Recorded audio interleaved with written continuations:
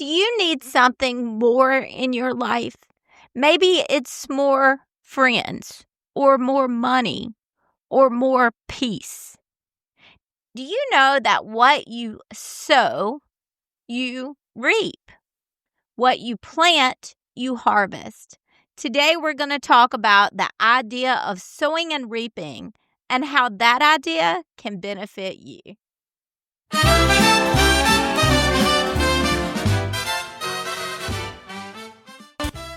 Hey everybody, welcome to Living Imperfectly Perfect. I'm Fann Fitzgerald, a cognitive behavioral therapist, life coach, and someone who's spent years trying to be perfect and failing a bunch. Through biblical truths and practical tools, I've helped men and women break free from anxiety, depression, and unfulfilled dreams and start walking in their abundant life. And now, I want to help you. So slip on your fuzzy socks, pour yourself a cup of coffee, and take a deep breath. You're in a safe space where grace wins, truth heals, and it's more than okay to live imperfectly perfect. Hey, my friend, welcome back to Living Imperfectly Perfect. Before we talk about our topic of today, I want to ask you a question. What is it in your life that you need? Now, second question, what are the desires of your heart? What has God planted there that you haven't seen maybe materialize yet, but that you just have a great desire for? I want you to think about those two questions for just a second.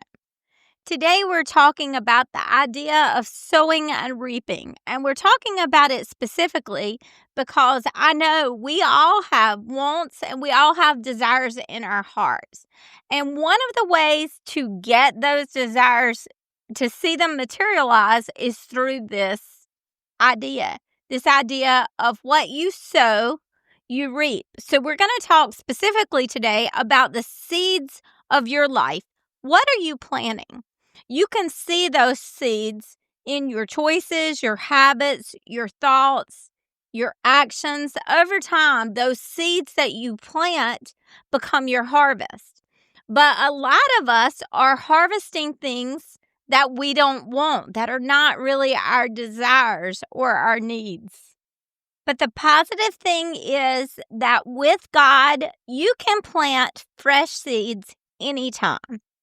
And God is faithful to bring growth in His perfect timing. This morning, I was reading, as my devotion, part of it, Psalms 145. And it talks about how God gives the person who fears Him, which really means puts Him in His proper place, the desires of their heart. My mama used to always tell me a verse that was, if you'll commit your ways to the Lord and follow Him, then He will give you the desires of your heart. So that goes past just what you need. That's also the things that you want, that you desire, that even God has placed into your heart as your dream. But often this idea of sowing and reaping is missed. And it's so important because it's part of what gets us to the place where we can receive what God has for us. There was a season in my life, though, where I was so focused on what wasn't working that I didn't notice the produce, I guess you could say, the yield that was right before me. And one day I slowed down and God allowed me to see that I have stuff growing right before me that I didn't even recognize. For instance, I have a friend, and she is so faithful. At least after my daddy died, she texts me every day to see how I was. Now it's about 3 times a week, and she always tells me she loves me. And so you might have a friend, or sometimes a verse, it will just pop into your mind at the right time. Or maybe a small answer to prayer. And as I looked at those things, God said, look, this is your yield. This is what you're reaping. You've been planting seeds and you are reaping results. You've been planting seeds of connection. You've been planting seeds of prayer. You've been planting seeds of trust. And your harvest is right before you. And sometimes we don't even realize it.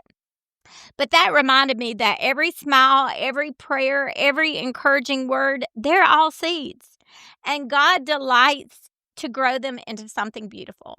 And I know you have a beautiful yield right before you, but maybe you haven't recognized it. So today I really want you to think about, what have I already produced from the seeds that I planted? One year, my daddy, who was a pastor for 50 years, decided that he was going to grow a garden on the 2 acres beside our house. And I really didn't think he could grow anything because I had never seen him. He grew up on a farm, but he was always a preacher my whole life. So he wore suits, and I didn't think he was going to get anything out of this garden. But he went out on the tractor in a suit and he planted just tons of stuff on the 2 acres. And I couldn't believe it, but at the end of the season, everything he planted grew. And he had such a giant garden that I did not have time to even dig everything up or to put everything up.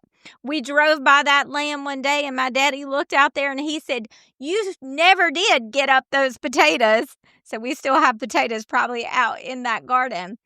But what Daddy planted, Daddy reaped. And in the amount that Daddy planted, he reaped much more than he even planted. So that is really the idea of sowing and reaping. What you plant, whether it be with money or into people's lives or with kind words, you're going to reap.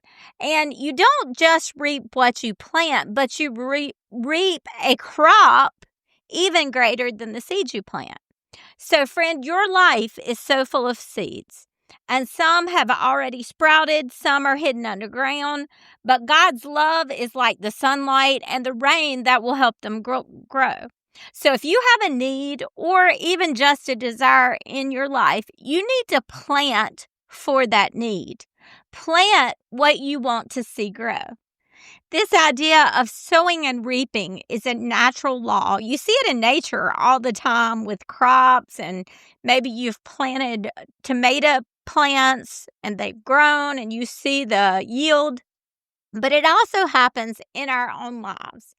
And it works every single time. Sean and I have used it so much with finances, and it has never let us down. So I encourage you today, whatever the need is or the desire you have in your heart, to plant so that you can reap that desire.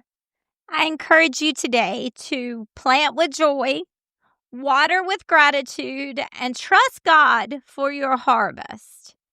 If this episode encouraged you, share it with someone who needs a reminder that what you're planning matters. Make sure you're following Living and Perfectly Perfect so you never miss an episode. And remember, I'm for you, I'm with you, and I love you. And I just know your harvest is going to be beautiful and bountiful. Thank you, my friend, for spending a few minutes with me today. Remember, you don't have to earn God's favor, chase perfection, or carry it all alone. You are God's masterpiece. You are His righteousness, and you are already enough in Him. So, keep walking forward, one grace-filled step at a time, and I'll meet you right back here next time for Living Imperfectly Perfect. So bye for now, and you are going to have a really great day. I just know it.